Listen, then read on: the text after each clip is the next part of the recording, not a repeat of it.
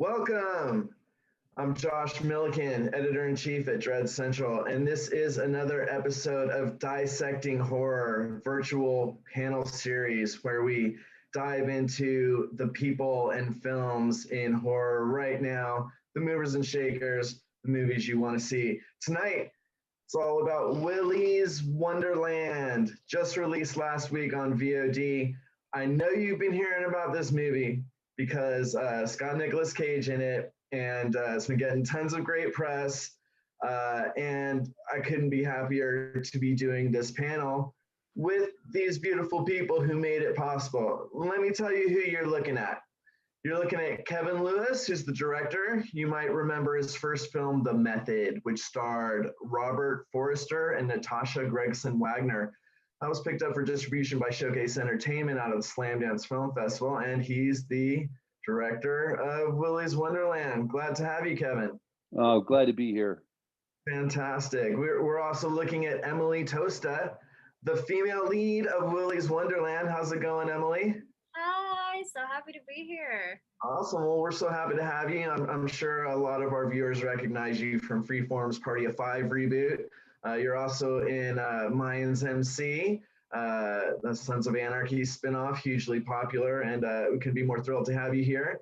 And I'm excited to talk to you about your character Liv in Willy's Wonderland. So thank you for being here. Yes, thank you for having us. This will be fun. Yeah, it's going to be a blast. It's going to be a blast. You're also looking at Jessica Graves Davis, who played Siren Sara. How are you, Jessica? I'm doing good. Thanks for having me. Fantastic. Animatronics represent. Right on. And you were also the production coordinator on the film. So, so much cool stuff to talk about. So glad you're here. Last but certainly not least, we're looking at Molly Coffey, who is the production designer. She's also worked on horror films and horror series and films, Stand Against Evil and VHS Spiral. Welcome, Molly. So glad you're here. Yeah, thank you for having me. Yeah, it's our pleasure, genuinely. Going into a year of pandemic, we don't have our film festivals, we don't have our conventions, so being able to gather like this really means something to our viewers, to our readers, and I think to you guys too, because this is essentially a reunion. Am I right? Yep. Oh yeah, Absolutely. All right, well, let's just dive on in. Something we were talking about a little bit before we even started, and I just have to bring it up again. Kevin, you wrote an amazing piece in IndieWire. Most of us don't realize that you almost died. You want to talk a little bit about that and what it was like and why you decided to be so open and about something so personal? Yeah, well, we'll do like a little serious stuff here, and then we'll get to the fun stuff with Willy's. But yeah, it's just I got COVID pneumonia, and I was really feeling sick. My birthday was January 24th, and days before that, I wasn't feeling good. But I was rushed to the ER on that Thursday, and for 3 days I struggled, fought very hard, and it was I was losing the battle, and I was transported to the ICU. And like I said, at that time in the article too, it's like you don't know. You hear people talking about your future, and you're right there, but you can't do anything. It's a very vulnerable place to be. And for days and days, I listened to the doctors and nurses, and I proned, like I say in the article, and that's what you have to do, because you have to get your lungs strong. So you have to sleep on your belly, basically. But it's very hard to sleep on your belly when you got a machine, in your nostrils, and your mouth, and your head's cranked at a 90-degree angle. And it was very hard. And my wife's a nurse, and she's telling me, "You got to do it. You got to do it." And so I did that, and I had blood polyps in my heart, and so you have to make yourself cough. And when everybody knows when they're sick, coughing's not fun, and I would have to just make myself cough 10 to 15 times an hour, and I would have to cough up the blood, and it was very difficult. And but with texts and phone calls from my wife and my kids, and FaceTime and texts from my friends and all the beautiful people here, and the beautiful people in my life, got me by. That was my punch pop, like I say in the article. Yeah, And you talk about all of this in the article, and it's very Yeah. harrowing, but at the same time, the way you articulated your experience was really inspiring. Ultimately, thank you. and Thank I was you. so glad that you decided to share that. I recommend everyone check it out on IndieWire, because it's anyone who thinks that it's not real, it's such a valuable window. And I just wanted to thank you for putting that out there. I really appreciate it. Thank you. Yeah. I'm so happy to be here, and I'm just so happy to be alive. And like I say in the article, everything tastes sweeter, everything's brighter, everything's all the positivity, nothing but love, man. Peace, nothing but love, baby. I mean, Absolutely. honestly. So. Well, let's talk about the fun stuff, Willy's Wonderland. Yeah. Do you realize I forgot to introduce someone who's here, part of the panel, Émoi? So glad you're here as well. Émoi is the composer and the voice of Willy. So glad you're here. Really excited to talk about the vibe you created that worked so well with the creepiness. Why don't you tell us what your name means?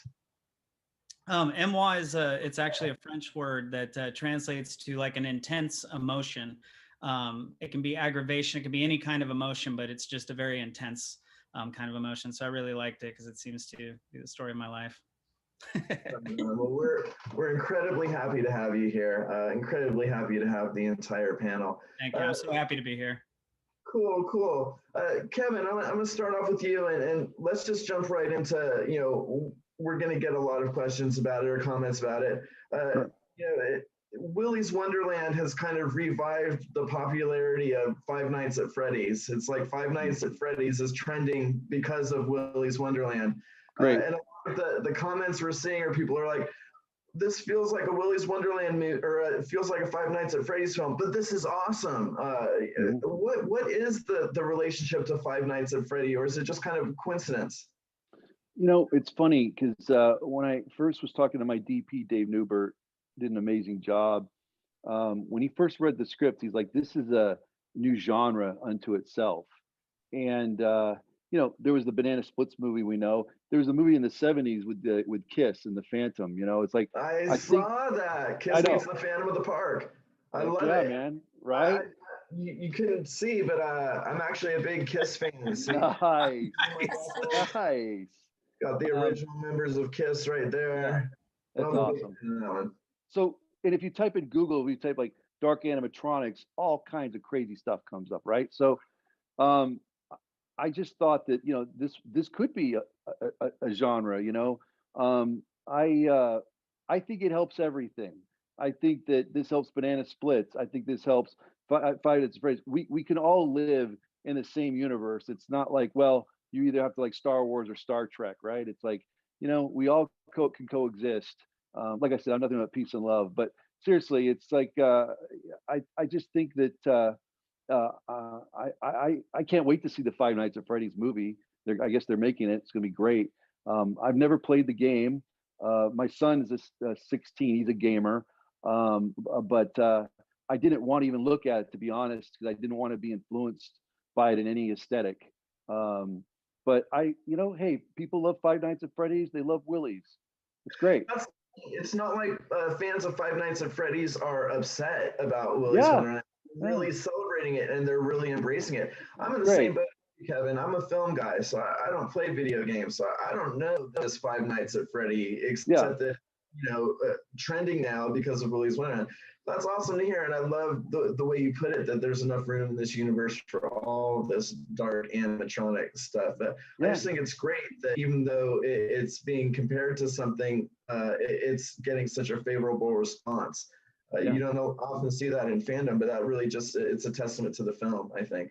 It's great. It's awesome.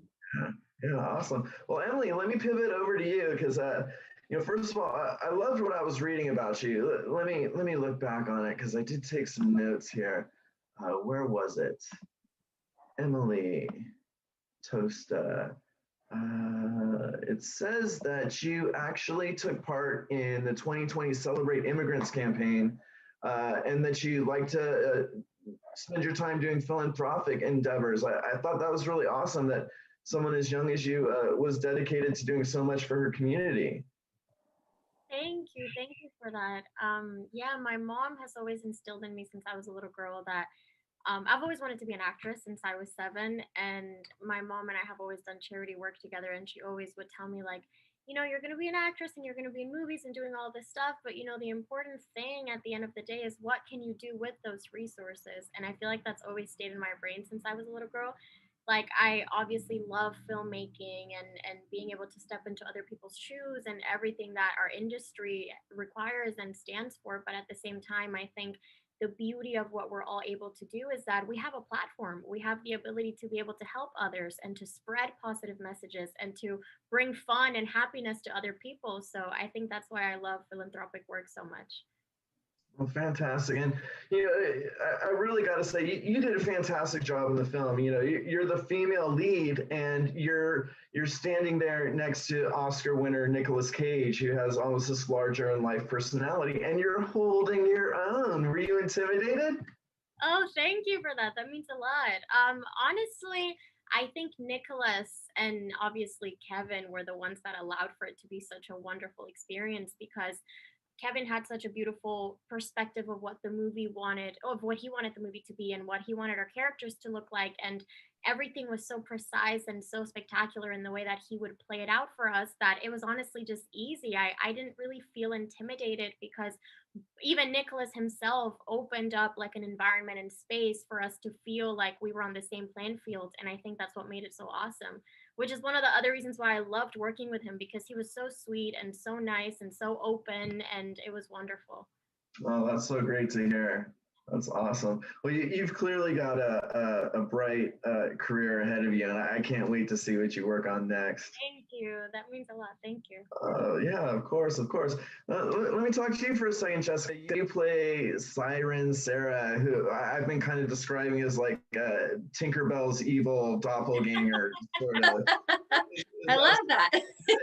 That's perfect description. Good, good. So you have a dance background. Tell us a little bit of that about that and how that worked into your portrayal of Siren Sara. Well, when we initially were, we had the script and Kevin was looking at it, he always envisioned Sarah being a dancer. So it kind of organically happened for me to step into the role. I have danced my entire life since the time I was 3 years old. It's always been a part of who I am. I've continued to work professionally as a dancer, and anytime I get to dance in film, television, it's just, it just gives it that much more for me because it's such a big part of who I am. As far as preparing for the role of Sarah with dance, worked out a lot. I knew she was going to have some stunts that she would need to perform. So I was really working out a lot. And then I studied videos of Showbiz Pizza animatronics. I grew up going there. I was actually quite obsessed with Showbiz Pizza and spent a lot of birthdays there. So I was very familiar with how the animatronics moved, and approaching that from a dancer's point of view, I really wanted to see where their movement initiated from, like what's rooted to the ground, what's allowed to move, when they stop, what does it look like? Like I really broke it down that way. And then I played around with some movement with her too. I went to a studio in Atlanta one day and just let loose, played around with some movement. Like if Kevin was like, open the doors, go nuts, I was prepared to go that way. If he wanted it played just very straight and robotic, I was prepared to go that way. So I just did a lot of prep work as a dancer for her role. I mean, you did a great job. I mean, since the character's mouth doesn't move, it's like the the movements, were more than just fun to look at. They really had to convey a vibe and an emotion, and you really got that. So it's very well done. And you did the voice as well. So you weren't just a woman in a mask, you provided the voice. What was that like? I did. It was so funny. When I showed up, I didn't know if I would be voicing her, but I had definitely done the work in case they were like, yes, we want you to do her voice. So I played around with just kind of like how I thought she would sound, and I wanted her to sound very little girly. And I know, talking to Kevin, he just had this idea for, like, he wanted her to sound very playful, little girlish. It's kind of funny. I was a little bit inspired by a group that I dance with called the Honey Taps. We do a very 1920s, 30s chorus girl New York thing, but we do these really high-pitched voices, and that, I have to say, that influenced my voice with her a little bit, is having this very like high-pitched voice, because I have a higher voice, but that's not my natural voice for sure. And as far as the singing goes, I'm not a singer, but Aaron, she did great. She did great. Émoi was asking me, do you think you can sing? And I was like, for you, I will give it a go. And my husband's actually a singer, and he helped coach me with all of that. So Fantastic. That was a fun little twist. You can tell that there's more to Siren Sara than the puppets, and you really do bring a lot to the characters. Well done, and hope you do more acting and dancing. So, thank you. We'd like to see you do more. Molly, I like you because I was reading. You're a Bigfoot believer, yeah? You're muted, so. Sorry about that. Yes, absolutely. Even if Bigfoot isn't alive, I'm very fascinated by the entire culture that exists around people that hunt them, that believe in it. People dedicate their lives to the search for Bigfoot. I just find this absolutely fascinating. I love it so much. Cryptozoology in general.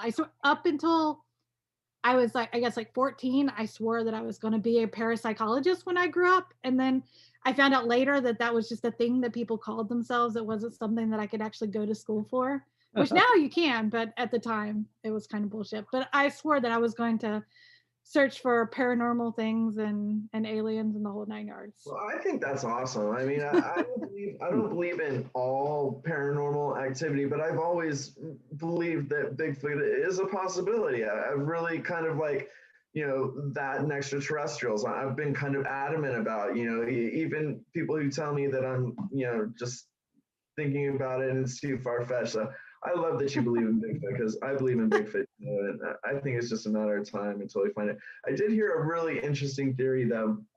We did one of these panels with the folks from Hellier, which is a paranormal documentary series, and they talk about the convergence of paranormal phenomenon, and they kind of just threw it out one time. What if Bigfoot is the ghost of a Neanderthal? Wow. Right? I like that a lot. Yeah. Okay, that kind of makes it would sense. Explain why we can't find really good evidence of his existence, because he's just passing through this world. There you go. This could very easily become a Bigfoot panel. Wonderland. Talk a little bit about your role as the production designer, and it has to. This project just has to have been so much fun, right? Oh yeah, someone who I'd worked with on Stand Against Evil called me, and he was like, hey, so these people are going to call you. They don't have a lot of money, but I swear to God, you need to work on this movie. And I was like, okay. He was like, no, trust me, you need to work on this movie. And then I started finding out that there were puppets and all these things. And I build puppets in my shop. And it was just the most perfect thing. Me and Kevin had the greatest. I was on a scout for a commercial, and ended up talking to Kevin for a really long time on the phone about the project and stuff. And I was just really into it. And it really is a dream job, because there are a lot of shows that you work on that you are this kind of cog in the machine, even as a production designer. A lot of times there's just so much pre-work that's been done to where you're just helping other people's things come to fruition.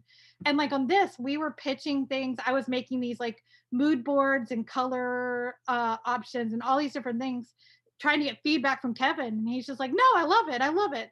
And I was like, okay, does he love it? And this is all, or is this all going to come back to bite me later? And no, it just like everything that we did, we were so in sync that it like made it onto the screen in a way that isn't the experience all the time when you work on stuff. You really did an amazing job of creating a unified aesthetic that was both had bright colors in it, but was still overall very gloomy and arresting. It was really amazing. It puts you in the mood right away. From the moment you step through the doorways of Willy's Wonderland. So really fantastic job on that. Thank you. I also want to give a shout out to the guy that made the pinball machine. His name is Spencer Mural. His Instagram is @CritterLabs. But it's basically a Devil's Dare 1982 pinball machine that he basically reworked the entire thing and turned it into that. And I mean, to make a pinball machine and have it be like, it was a character in and of itself in the movie. I mean, it was incredible. Amazing. It certainly was. That's fantastic. It's fantastic. Let me talk to you, Émoi. I actually, Jessica talked about showbiz. I've always been more of a Chuck E. Cheese guy, personally. There's a Chuck E. Cheese down the street from where I lived in Torrance, a suburb of Los Angeles. You did such a great job of creating a soundtrack that was true to the upbeat atmosphere of those establishments, but really getting at the inherent underlying dread of it all. You really did an awesome job of creating a soundtrack and a soundscape that had these bells and whistles and these bright notes, but still just constantly had you on edge. Thank you. So tell us a little bit about your inspirations for this and your approach to coming up with the score for Willy's Wonderland. Well, I think, when Kevin and I first had our call, one of the things Kevin had brought up was this commercial that he wanted to do. It's actually the commercial, I believe, Kevin, right? It's the commercial at the beginning of the film. Yeah. And so, I kind of thought, well, why don't we start there, right? Why don't we start there? Let me try to write like a birthday song for Willy's Wonderland that has a jingle attached to it and what have you. So I wrote the birthday song in Willy's jingle, and then I took a Chuck E. Cheese commercial and I put the song to the commercial and sent it to Kevin, and Kevin was just like, I love it. Right, it was Kevin, awesome. you love it was amazing. And so, showed it to everybody. Yeah, he showed it to everybody and all this kind of stuff. And so, after our chats about having this feel vintage, having this feel authentic, having this feel, just like, because like you, I was a Chuck E. Cheese kid, right? And I also grew up in the Bay Area. So I was a Santa Cruz Beach boardwalk kid, which is where they filmed Lost Boys and Killer Clowns from Outer Space and all that kind of stuff. So Santa Cruz, so I spent a lot of time down on that boardwalk too. Oh yeah, man. I surfed and everything. I was at the boardwalk all the time, right? So, and that place is haunted. I mean, that's a spooky place.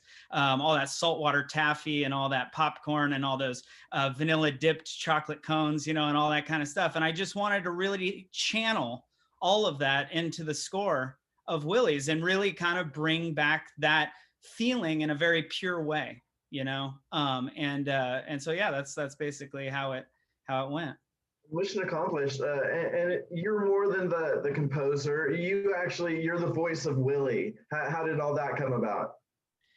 Well, it kind of, so at Showbiz, I imagine at Chuck E. Cheese, there was also a place called Bullwinkle's when I was a kid. Does anybody know Bullwinkle's? That was for Bullwinkle and Rocky, right? Yeah. But it was an animatronic pizza restaurant also. Gosh, I remember it. Absolutely. Yeah. So there was this place called Bullwinkle too. And they had a water show actually in front of the stage, which was pretty cool. But one of the things that's important about all these things was the banter that goes back and forth. And so you can't have these character songs without some kind of a back and forth, because that was part of the show. That's what brought the characters to life on the stage and made them more believable instead of just these singing, moving robots. You know what I mean? So, so I thought, hey, you know, Willy's got to give an introduction. You know, I put in some Tito, you know, talking back and forth and all that kind of stuff to kind of have that banter. And so I just did the voice of Willy as a placeholder to kind of sell the idea through. And you know, Kevin was like, hey man, I think Kevin mentioned like just kind of like casually, it was like, I really like that voice you did for Willy, you know? And it was kind of like, oh, cool, thanks, man. And then it just kind of kept going. And then Jeremy, you know, really liked it. And then Dave and Grant, and it just kind of continued onto this thing. Then when it came time to decide, I said, hey, you know, I totally understand if you're going to replace me with somebody else, I imagine, you know, but they were like, nope, no way, man. No way. We love your Willy. We do love your Willy. That's gracious. Well, no, yeah, you do an amazing job. Yeah, thanks, man. It's great, and Willy is a great character. You know, could be a great opportunity for sequels, or it'd be awesome to see what comes next, and hopefully you can be a part of that, because it's a lot of fun. It was a lot of fun. You know, one of the things I love about Willy's Wonderland and a lot of these, you know, dark animatronic films you were talking about before, Kevin, it taps into the uncanny valley, you know, the creepy side of puppets and dolls, which we've seen before, you know, in Twilight Zone and in the Child's Play franchise. You know, Kevin, you want to talk a little bit about your approach to cultivating this fear from things that are supposed to be funny? Yeah, you know, that's really interesting, Josh, that you said that, because that was what I really thought about when I was prepping the movie, when we were working on putting the movie together, is the psychology. Because, you know, It comes out, right? And it's a huge hit. And it's like, it's about a clown. And why are clowns scary? You know, a lot of people love clowns. A lot of people are very scared of clowns, right? And so I was like, if we could tap into that psyche of, you know, and I was remembering movies back again in the 80s, like Magic, you know, with the marionette doll and stuff like that. I was like, if we could tap into that psyche, we'll have something special, you know. And I think we have to do that. And so I know it's crazy. So I've got 4 kids, and I did reconnaissance at Chuck E. Cheese, of course, before shooting the movie. Of course, I'm not going to go alone, or I'll probably get, you know, pulled away like a perv looking at all the birthday parties here. So I'm like, kids, you gotta come with me, you know. So we go to Chuck E. Cheese, but watching the kids, I saw a little girl kind of like scared of one, you know, and I was like, man, it's just so interesting, right? And like I said, movies like It and stuff, taking something that's childlike and turning on its head. And I think it's this ambivalence. You know, you're Sesame Street. You know, you see these Muppets, and, you know, Kermit the Frog. Okay, he's great. You know, you love Kermit, right? But what if Kermit was just staring at you, and a freaking, you know, top light on him, and he was just staring at you, Kermit the Frog, right? I mean, what does that do to the mind, the brain? I know I sound crazy right now, and I'm not high, but it's just, I was like, we got to tap into that. And I felt we did with this movie. And so you hit a really good point, because what is it with these places? And the sad thing is, I think that they're going bye-bye now, especially with COVID and things like that. And I don't know what the next generation will be, but we all grew up with that. And you're supposed to be at this, you know, birthday party for your friend or whatever, and you see these animatronics and everybody's having fun and they're singing, but they're creepy. And what is going on? And so tapping into that, the ambivalence of, you know, am I supposed to laugh? Am I supposed to smile? Am I supposed to be scared? And that's what clowns do to people, you know? And so I was like, that's what we need to do with Willy. That's what was interesting too. Frank Gabriel did all the artwork for the cartoons, did the animated Willy and the posters and stuff, did an amazing job. And what's funny about it is that, and if you look at Chuck E. Cheese, it's the same thing, is that the animated mouse is cute and whatever, and then you see the real mouse and he's scary, he's as fuck, basically. And you're like, well, wait a minute, he looks so different than the cartoon mouse. And I think that's hilarious. And so we did that on purpose. So Willy was like a Hanna-Barbera, Woody Woodpecker, vibe to all the cartoon characters, the posters. But if you look at Willy the Weasel and you look at the animated Willy that we did, they look completely different. Right. They don't even look the same. But that was intentional, because that's what happens at these places. You look at the cartoons, and so I think that also taps into something, because the kids see the cartoons, and they're like, oh my God, this is great. They love it. And then they see the presentation of the real, Chuck E. Cheese or whatever, or Charles E. Cheese. And they go, wait a minute, Charles, Chucky, and then it makes them kind of confused, and there's that confusion, and the confusion then starts the fear. Right. I was just thinking about that. And so I was like, I really want to work on that. So that's one of the things we did. Well, one of our viewers, Drew, mentioned that part of what makes it so scary is that they're full size. Yeah. It's a level of terror that kind of a doll can't really match, and I think that's part of it as well. Yeah, definitely. Fantastic. Let's open it up to some questions from the audience, because we definitely have a bunch. And let's see, Jessica, we have kind of an involved one for you, because someone points out that, okay, you played Siren Sara in the film, but you're also the production coordinator, and you're the wife of the founding producer. So you've been there since the beginning. So, tell us a little bit about the origins of Willy's Wonderland, how the script was found, and what challenges you guys faced getting it into production. Well, I don't know how many people know that Gio Parsons and I were actually friends, and the writer, and we were in acting class together a number of years ago. So we go way back, and our class that we were in, it was just such a nurturing environment. We all supported each other's projects. So it wasn't unusual that you would get an email from someone in your class saying, hey, I'm working on this project. Hey, come see my play. It was just that type of environment that we were in. So it was April 2016. I got an email from Gio. He was doing an Indiegogo campaign for, at the time, it was called WILLY'S Wonderland. And I'm reading it, and I'm like, wow, this is really cool. And my husband and I, we share an office, and he came over. He's like, what are you looking at? And Gio had all this like really cool artwork. Like, he'd put a lot of work into trying to raise money for his film. And he was trying to get it crowdfunded. And Jeremy, he's like, well, you see if he'd want to, get some real money. So like, we could do it upright, so I reached out to Gio. I was like, hey, just asking, some people want to do their projects very indie style and do it that way. But he was very interested in trying to raise some real financing to get his movie going. He sent over the script, read it super fast. It was a really fun read. It was this crazy zany world, and Jeremy just said, I gotta meet this movie. See if he wants to meet up. See if we can meet up. So we met up at this little tiny coffee shop in Culver City. Gio even bought a cinnamon roll for us all to share, which was really nice.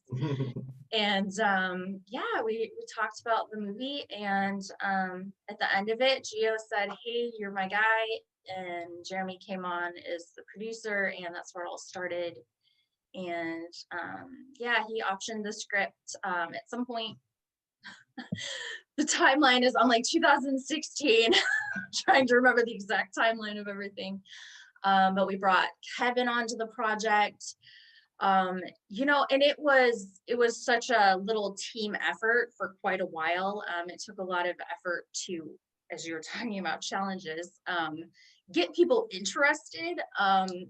Jeremy was a first-time producer. It was a different kind of script. So it was, not everybody knew how to respond to it. So it took a little bit of time to get people interested. Time came, we needed a budget, had no seed money. I actually have aspirations to line produce eventually. So I had the software. I was like, hey, I'll give it a go. So I actually did the original budget and schedule for the movie, just to get us going. Thank goodness it was good enough to use for a little time until we brought on our real line producer, Lorene Yackel, who did the actual budget for the movie.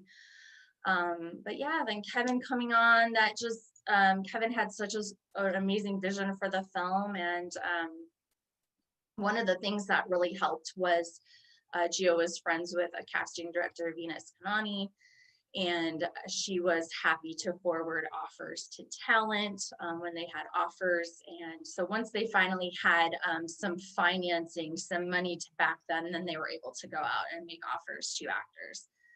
But yeah, it was, I mean, challenges galore on this one.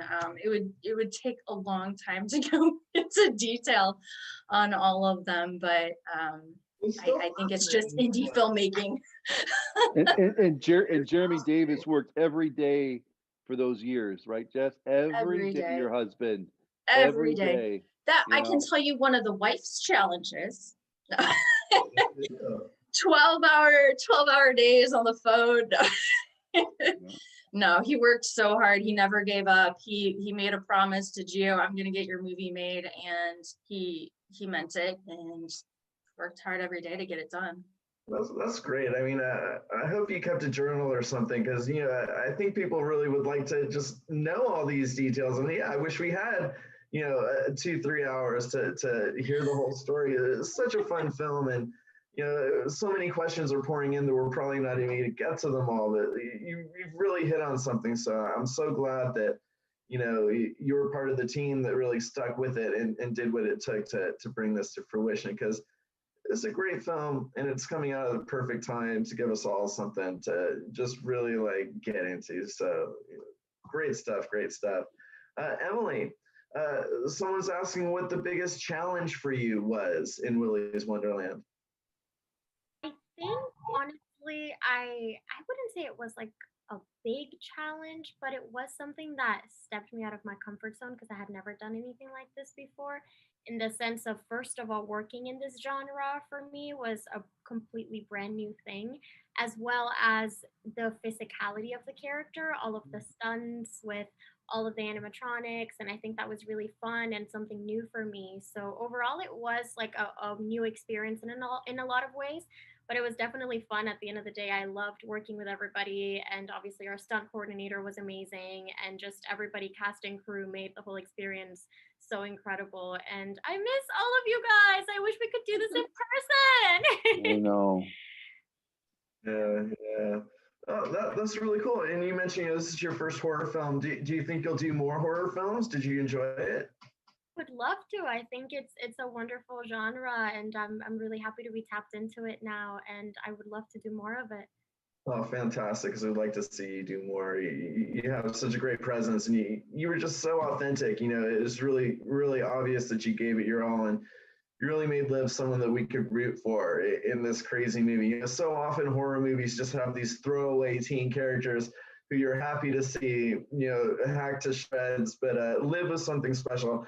And you were really integral in that, in bringing that character out. So, I hope you do more horror movies. You make a great final girl, you make a great survivor, and it'd be great to see you go up against some more big baddies, maybe in a sequel or something.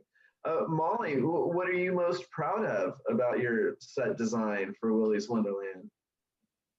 Oh gosh, I mean, probably actually the Super Happy Fun Room. We had a really hard time with that room, but really it was just Happy Fun Room. Yeah, we built 11 sets in 2.5 weeks, which is just insane. Amazing. Absolutely insane. So the fact that we had standing walls is probably my proudest thing. But yeah, that Super Happy Fun Room, we were in there on the weekends painting it just because we were running out of time. And we couldn't be in there when the shooting crew was in there. And we painted all of the satanic symbols that were in there with black lights instead of paint. So even when they're in there for the flashback and you don't see the stuff, the paint is there on the walls. You just can't see it. It's just shows up when they turn the black lights on, which is really cool. Oh, You want to say, Molly, that you guys did such a splendid job, because going back on what you said about the timing, I remember when I first ever got to Atlanta, I went to go visit the sets, and then seeing I maybe got to Atlanta like a week before we started shooting, and seeing the progress from when I first arrived and went to go visit the sets and saw everything to our first day of shooting in such a small span of time, I was like, oh my God, they're killing it. It was amazing. Yeah. So seriously, kudos to you for doing that. Thank you. I was very lucky to find a group of people that were willing to get dirty with me for that one. The location, in almost a literal sense, it is a character. It's filled with characters, but the walls and the lights and the decor, in the same way haunted house movies, the house becomes a character, the location. Speaking of the location, someone was asking about the exterior shots and saying they thought they recognized it as a location in Georgia. Is that true? It is. It's a old abandoned bowling alley in north of Atlanta. I think what used to be called Village Lanes. Fantastic. Yeah, horror fans will have to go check it out. Put it on their horror maps destinations. Yeah, really for good sure. Stuff. And what someone's talking about how popular the birthday song is. It's already getting covers on YouTube. What was the inspiration for the birthday song? It's kind of the same question I had just done. It was just Chuck E. Cheese, man. Yeah. And that whole that whole time period there. Yeah. Well, someone else is asking, and I want to know too, is there going to be a vinyl release of the soundtrack?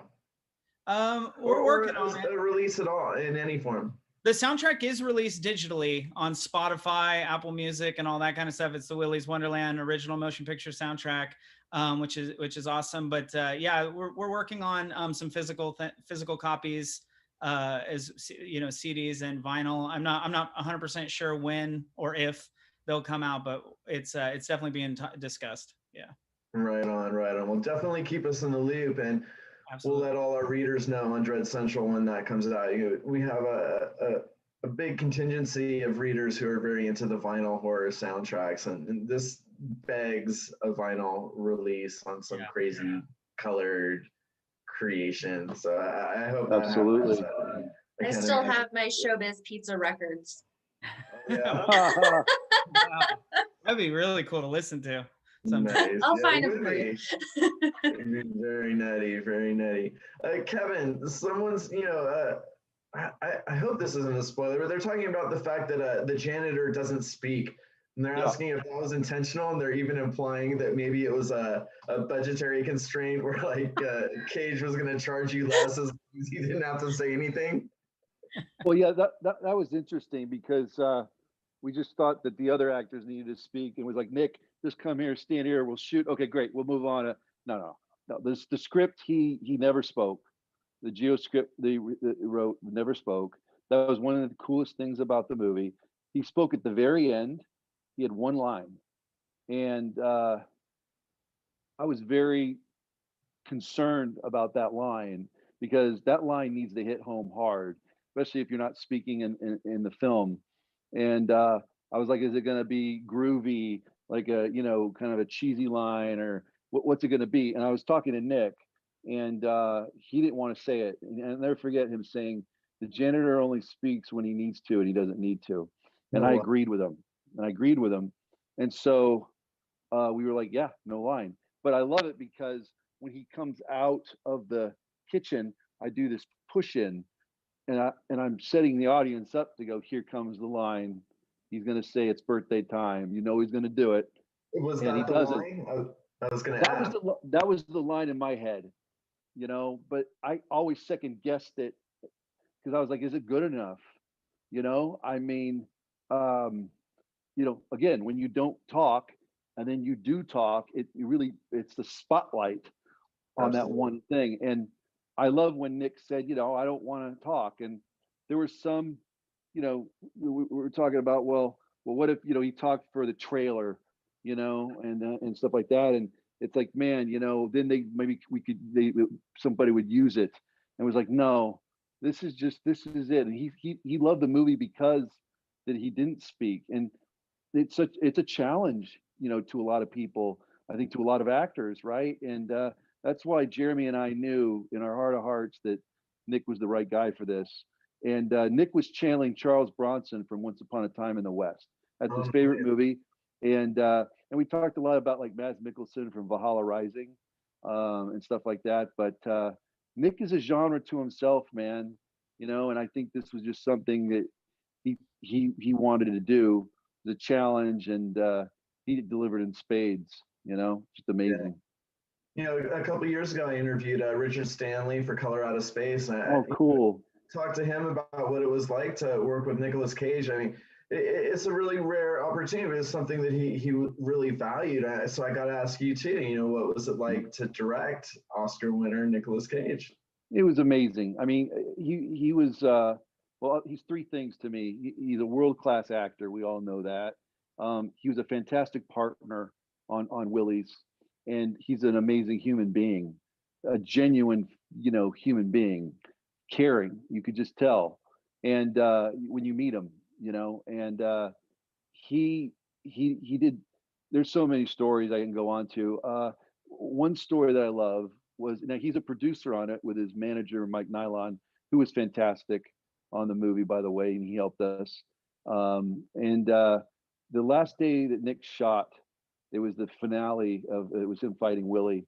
He was exhausted, you know. We shot all day and night, and I remember him leaving, and as he turned, he said, "Good luck with your movie." And you know, he's a producer on this film. It's his movie. He's a producer. We wouldn't have got the movie made if he wouldn't have wanted to do it, really, you know. And he said, "Good luck with your movie," because he was ghostwriter, man. He's off onto something else, you know. And it's like he knew the challenges of what we're gonna do and work on the film, the producers and myself, and that's the kind of guy he is. You know, another great story is that his blessing almost. It was amazing. And another great story is, you know, when you're setting up shots like with second team stand-ins and stuff, and Nick would sit there and watch. He'd be at the monitor or whatever, and he would just come in and he'd do it. And you'd think, you know, you'd have to go get the second AD to get him to film his trailer, bring him up. No, he was right there. And he got it take one. I remember telling him, you know, I don't have a lot of takes, Nick, I can do on this movie, you know, of course, low budget movie, 20 days. Said maybe 2 to 3 the most. He's like, well, I like to get it in one. And I was like, that is so awesome. That is just so awesome. You know, so, and like I said, he was just incredible. He spoiled me, man. Not one creative disagreement on this film with him. We saw eye to eye on it all. Every night we would text and email each other and talk about it. And I was saying how I want the janitor to be iconic. I want kids to dress up like the janitor. What can we do? And we kept pushing each other, and then he was ready to go, man. And I love how, you know, as he would knock down the creatures, he'd be like, 1 down, 7 to go. Right. You know, 4 down, 4 to go. Another great thing for me was the boots that he wore. Because I remember setting up shots and like we were ready to go. It's like, bring Nick to set, and you just hear the clomp, clomp, clomp, clomp, and he was ready to go, man. And it was like just so much energy, and it was just incredible. You know, so fly on the wall. It just sounds like glass. It sounds like it was a really fun production to be a part of. You know, we got this great question. Part of what's great about it is that it's for everyone. Part of what's great about it is, you know, I think people who have seen the film will dig it, and people who haven't seen the film will get more excited about it. The question is, what's your favorite scene in the film and why? Molly, why don't we start with you? Oh, I know exactly what's mine is when Liv is getting chased through the AC units, because it's totally our Die Hard scene. And I was so excited when I got the script. I was like, I'm going to get to make an AC unit for someone to crawl through. It was like such a fangirl moment to be able to do that. And then to see Liv being chased by Artie the alligator through there, it was just so cool. Right on, Jessica. It's so hard because like being in it and then watching it are two different things. But I have to say that the fairy forest, because working with Emily was so much fun. We were just like crazy in there. Molly created such a cool set. And then it was so sad because it got tore down the next day to put in Tito's play place. But I just had so much fun just running around in the forest like a fairy, and to get to see how all of that turned out on screen, with all of the elements that went into that, with the trees and the lighting and the fog, and just hunting Emily and just teasing her and getting to do all that. That was probably my favorite. I'm probably being a little biased. Yeah, I mean, you're making me wish I could have been there to run around all these crazy rooms, Willy's Wonderland theme park or something. But oh no, fantastic! I love hearing about it. Emily, what was your favorite scene and why? So first of all, I want to go off of what Molly and Jessica said. Molly, that scene for me was super exciting because it was the first time that I did something like that. And I've always watched movies, and you have the people crawling through the AC units and stuff. And I was like, oh, I wonder what that's like. And I was able to know. And then with the fairy forest was super fun too, because it was a lot of like physicality with trying to catch on to Jessica's moves and stuff. And that was really fun. But if I were to choose like my absolute favorite scene in the movie, which is kind of hard to do, but I would say that the ending scene where I see Nicholas and I'm walking up to his car and I get in the car and then we both like drive off, because there was a moment, and it happened every time that we filmed that scene, which we would look into each other's eyes and there was like this recognizing each other's like survival. And it's like, we made it through this, and like we made it out alive. And it's like, this is what Liv had been wanting to do, like since she was a little girl, since they took their parents from her. And I just think that gives us sort of like this, so many layers behind our characters because of everything that we both went through. And I feel like that's such a beautiful scene to end the film with. So I think I would say that's my favorite one. Awesome. That's a great scene. It's a great scene. And why? You get the question too. Gosh, there's so many great scenes, but one that just pops into my head right now that I'm just thinking about, that I don't know if it's a scene, but just this little part of a scene where it's the nighty night fight, and Nick has just decapitated Nighty Night. He's just covered in oil, and he just looks at Liv with this unbelievable stare, and then she looks back with this like unbelievable, just the acting in that scene between, with no words, that unspoken exchange between Nick and Liv, or the janitor and Liv. I always thought that was just so awesome, and I wanted to really play up the comedy element of it too by adding that really huge warrior music, that Excalibur kind of thing, where she's just looking at him going, who the hell is this guy? You know what I mean? And so anyway, that's what pops to my head. I used to watch that over and over and over while I was working on it. So that was very cool. Another great scene. Yeah. Mr. Director, what was your favorite scene and why? That what Émoi said, that's my favorite scene for a lot of reasons. One, in the script, I remember it was like Liv starts help the janitor trash the animatronics, and I think she says a couple lines like, what do you want me to do, and all that. And we were setting it up, and I love my zooms, you'll see that in this movie, and I was like, no, this is the journey of Liv becoming the janitor. She's now kind of his accomplice, and as the movie goes, as she when she gets out with Tito, she says those lines, and that's it. There's no more lines for Liv. In the script there were, but I cut them, right, Em? Mm-hmm. Remember we talked about that? Yeah, and she's becoming the janitor, right? And so that scene it was like midnight, I think on a Thursday, and we shot that scene. And again, I cut the dialogue, and it was just these zooms into Nick and into Em, and it was magic. It was just lightning in a bottle. I remember, wrapping the set. I couldn't even sleep that night because it was like, wow, we got something really special. And it really kind of sums up the movie, right? That she is in this place with him, and he is taking out these creatures, right? And we don't know much about him, the mystery man, and there's so much going on in that. So for me, it's that scene as well. You have good taste, Émoi. Yeah, I think that's going to get people really excited to check it out. Maybe watch it a second time, even if they've already seen it. We've only got a few minutes left. Excuse me. But I want to go around again and find out what you all are working on and maybe get some final thoughts about Willy's Wonderland. And this time I'll start with you, Émoi. Start with me? Yeah. Oh, cool. It cut out for a second there. I actually just today got a call. I'm going to do a Black Lives Matter commercial for the Golden State Warriors starting tomorrow. Great. I'm very excited about it. It's a very beautiful spot. So I'll be doing that next, and then also reading some scripts, have some other things going on. And as far as my final words on Willy's Wonderland, I can honestly say with complete honesty that there is no other film in the world that I would have rather scored. Seriously, I love the movie so much, and it was a dream for me because it was also my first full-length feature film.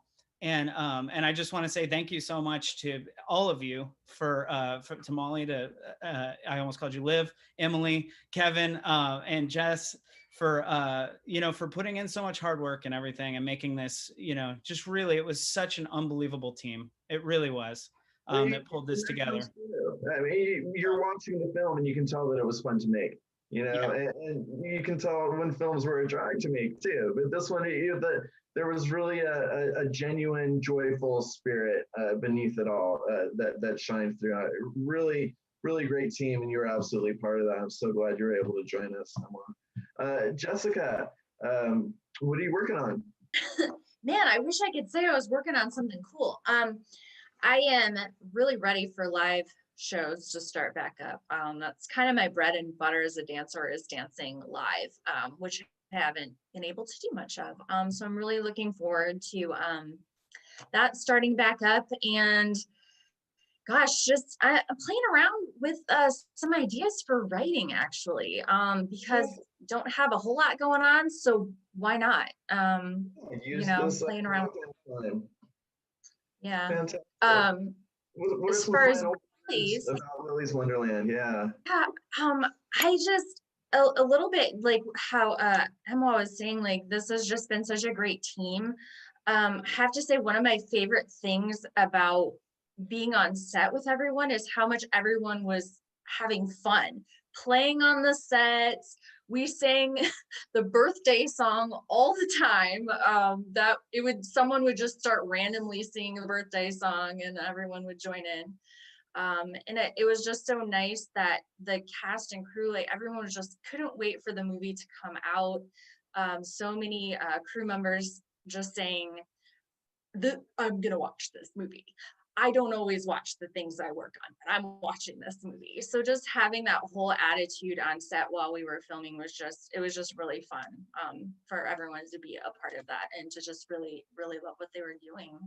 Yeah. Well, fantastic. I was serious when I said I hope you kept a journal, because I think people would love a companion piece to the film. Hear the whole story about it, because a real labor of love, but something that I think it'd be a novel. We're going to be able to argue with the final product, which is just such a fun, scary, cool, wild film. Pure entertainment. Thank you so much for being here and for being part of Willy's Wonderland. Can't wait to see what you do next. Molly, what about you? What are you working on?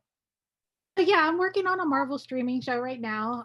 But I also have my shop, Zombie Cat Builds, where we build puppets and animatronics, and we're on all the social media stuff. I don't know, I've been spending the pandemic actually writing, doing rewrites on a feature script that is very much in line with this. It's a feminist horror film that takes place behind the scenes of a children's TV show. So Who knows, maybe we'll get to make that soon. Yeah, I'd love to hear more about it. Definitely, keep me in the loop. We can definitely help get the word out on Dread Central. Sounds right up. That would be awesome. Yeah. As far as Willy's Wonderland, I just have to say that having an art department underneath me that cared as much about the film as I did, and then having the people that were around us that we were making the film with caring as much as we did, is really what I think makes the film so special. And it's really surreal how we finished shooting this film we were wrapping out sets, and then 4 days later we're in quarantine. So it was it in that regard. It's also just really crazy. It's like, what was my life? What is my life? Like, what is the future for all of us? Like, who knows? I'm glad that our last show was Willy's Wonderland. We are too. I mean, very fortuitous that it didn't get held up or delayed. You really got it in under the wire to all of our benefits, because it's such a rad film, and you did such a great job. I can imagine a Willy's Wonderland maze at Universal Studios, Halloween Horror Nights or something. I hope that happens, or people take it upon themselves to do something, because you really did create an entire world in there, in those walls, in that studio. We'd love to get in there and play some more. Fantastic. Yeah, thank you so much. Yeah. Emily, what are you working on? Busy? Yeah.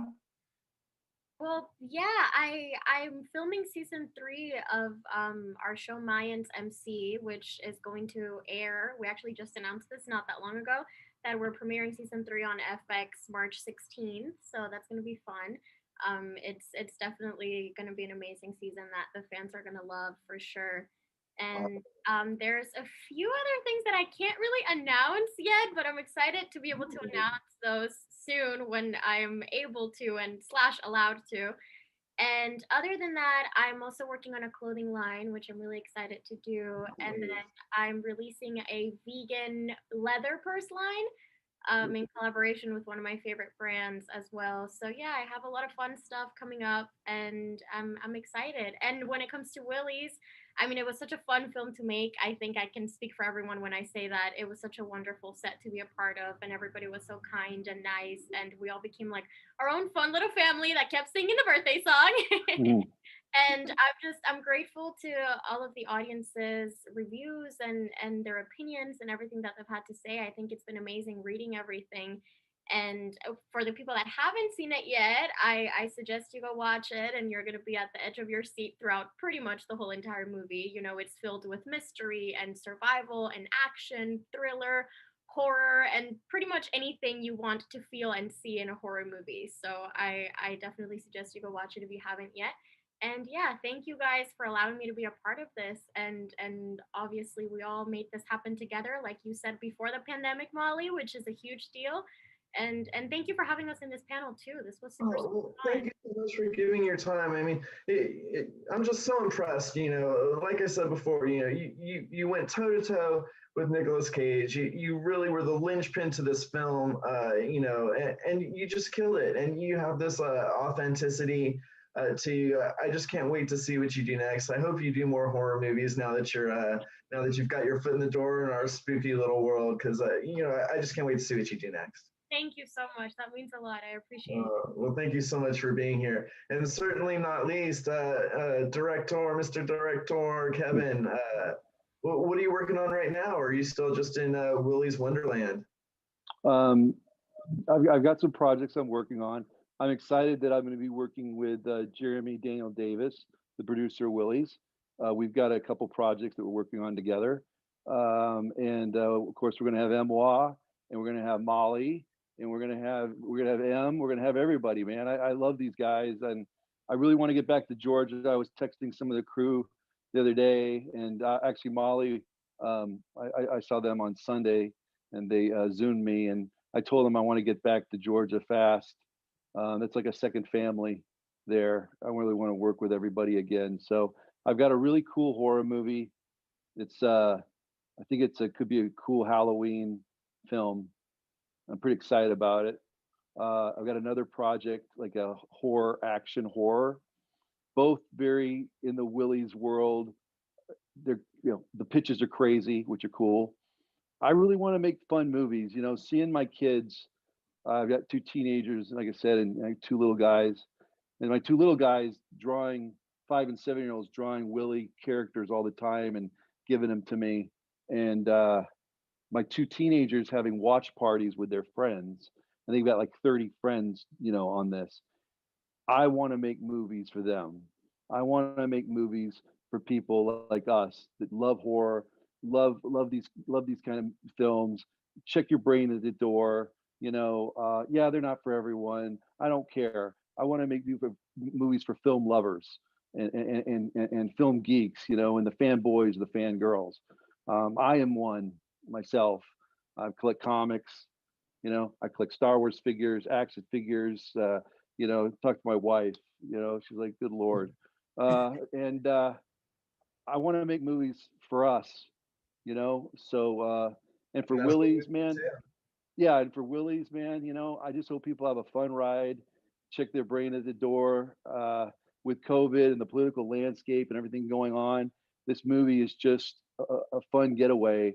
And reading all those reviews online and seeing, you know, people saying they watched it 3, 4, 5 times, that was the intention. You know, it's a fun, zany, gonzo movie, and I think we need more of them. And I hope, you know, honestly, there's a kid out there that sees Willy's and inspires them to make their own Willy's. They make their own movie. Want them.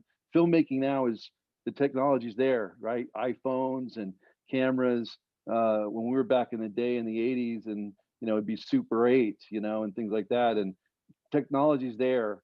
So I'd love for people to see Willy's and, like, you know what? I love Jess, what she just said. I'm gonna write, you know, just create art. You know, the world needs more art, man. We don't need, you know, all this bickering and all this political stuff, man. We need to, you know, express ourselves. And I know I sound, you know, peace and love, but I am, man. I am. What I've been through and everything, man, every day is a blessing. And I'm so blessed to be with all you guys here. I love you so much. You guys did such a great job. Love you, Kevin. Yeah, you know, we were so lucky to have you and all of the panelists. Willy's Wonderland is a fantastic movie. It's going to be on top 10 lists of the best horror films of 2021. I'm calling it right now. It's that good. Yeah. If you've already seen it, you probably want to see it again. If you haven't seen it yet, you're going to be glad you did. And you can go see it right now. Willy's Wonderland on VOD.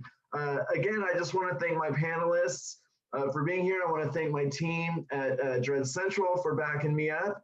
And I want to thank all of you guys who tuned in to give us a watch. Panelists, stick around for a second. Viewers, we'll see you later. Take care. Good night.